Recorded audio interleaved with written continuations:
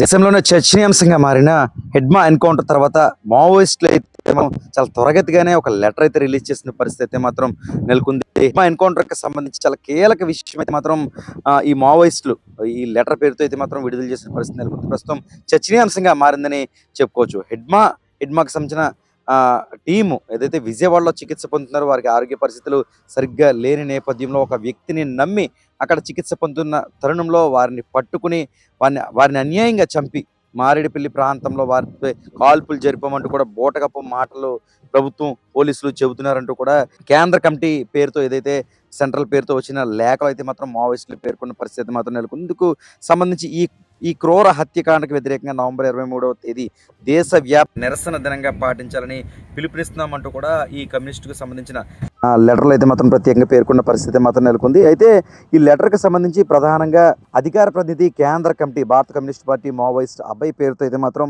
ఒక లేఖ విడుదల చేసిన పరిస్థితి మాత్రం నెలకొంది. దాదాపు గత కొన్ని రోజులుగా ఏపీకి సంబంధించి మావోయిస్టులు పోలీసుల మధ్య కాల్పులు అనేవి మారేడుపల్లి అటవీ ప్రాంతంలో జరుగుతున్నాయి. దాదాపు 2 రోజులుగా వరుసగా కాల్పులు జరిగిన పరిస్థితి నెలకొంది. తొలి రోజు 6, రెండో రోజు 7, మొత్తం 13 మంది చనిపోయిన పరిస్థితి నెలకొంది. తొలి రోజు 6లో హెడ్మా సతీమణితో పాటు మోస్ట్ వాంటెడ్ శంకర్తో పాటు ఇలా అనేక మంది 13 మంది ప్రాణాలు విడిచిన పరిస్థితి నెలకొంది.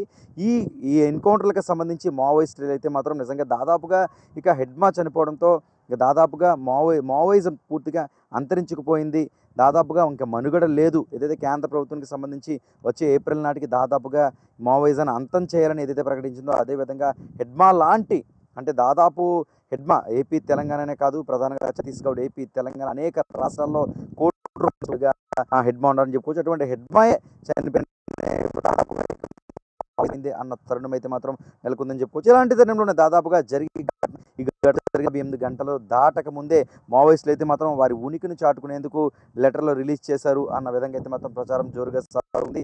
అయితే ఈ లెటర్లు చేసిన తర్వాత కూడా మావోయిస్టులు అయితే మాత్రం ప్రధానంగా విజయవాడకి సంబంధించి ఎవరైతే పట్టుకున్నారో ఇదంతా కూడా హెడ్మా ఆరోగ్య పరిస్థితి సరిగ్గా లేకపోవడంతో ఒక వ్యక్తిని అక్కడ చికిత్స పొందుతున్న తరుణంలో పట్టుకుని అన్యాయంగా చంపేశారంటూ కూడా పేర్కొన్న పరిస్థితి నెలకొంది. వారందరూ కూడా విప్లవ జోహార్లు ప్రాణాలను సైతం పట్టిన హెడ్మా కావచ్చు, హెడ్మా సతీమణి కావచ్చు, శంకర్ కావచ్చు, వీరందరికీ కూడా కామ్రేడ్లంతా కూడా జోహార్లు తెలుపుతున్నామంటూ కూడా పేర్కొన్న పరిస్థితి మాత్రం నెలకొంది. అదేవిధంగా రంపచోడవరం నియోజకవర్గానికి సంబంధించి కాల్పులు జరిగిన ప్రాంతంలో 13 మంది చనిపోయారు. ఇప్పటికీ దాదాపు 10 మందికి మృతదేహాలు వారి కుటుంబ సభ్యులకి వారి మృతదేహాలను అప్పగించినట్లుగా అధికారులు చెబుతున్నారు. మరో 3కి పోస్ట్ మార్టం జరగనుంది. ఈ రోజు ఆ 3కి కూడా పోస్ట్ మార్టం జరుగుతుంది. ఇక ప్రధానంగా చర్చ ఏపీకి తెలంగాణ కాదు దేశవ్యాప్తంగా జరుగుతున్న చర్చ ఏమిటంటే దేవ్జీ ఎక్కడ ఉన్నదంటే చర్చనీయాంశంగా మన తెలంగాణకి సంబంధించిన దేవ్జీ గత కాల్పుల్లో చనిపోయాడన్న ప్రచారం జోరుగా సాగింది. అయితే ఎక్కడ కూడా కాల్పుల్లో చనిపోలేదు. మరోపక్క పోలీసులు అదుపులో తీసుకున్నారు. దేవ్జీని ప్రశ్నల వర్షం కురిపిస్తున్నారు అన్న విషయాన్ని కూడా పోలీసులు క్లారిటీ ఇస్తారు.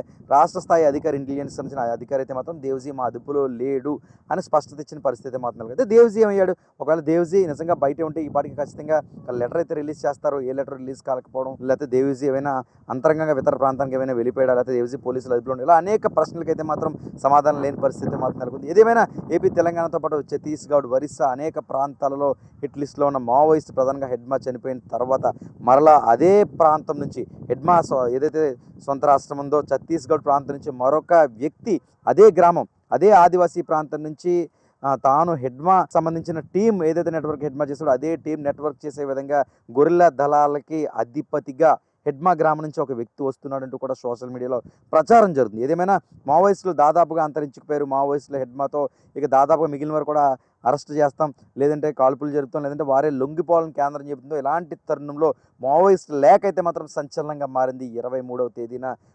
దేశవ్యాప్తంగా సంతాప దినంగా ప్రకటిస్తున్నట్టు మావోయిస్టులు పేర్కొన్న పరిస్థితి. మరోపక్క హెడ్మాకి సంబంధించిన మరో వ్యక్తి చెప్తున్నాడు, మావోయిజాన్ని నడిపిస్తాడు అన్న ప్రచారం కూడా జోరుగా సాగుతుంది. దేవ్జీ ఇంత మరొక వ్యక్తి దేవ్జీ అనేది ఆలోచించకపోవడంతో దేవ్జీ ఎక్కడున్నాడు అన్నది కూడా చర్చనీయాంశంగా ఉంది. మొత్తానికి మావోయిస్టులకు సంబంధించి అప్డేట్ ఈ విధంగా ఉంది.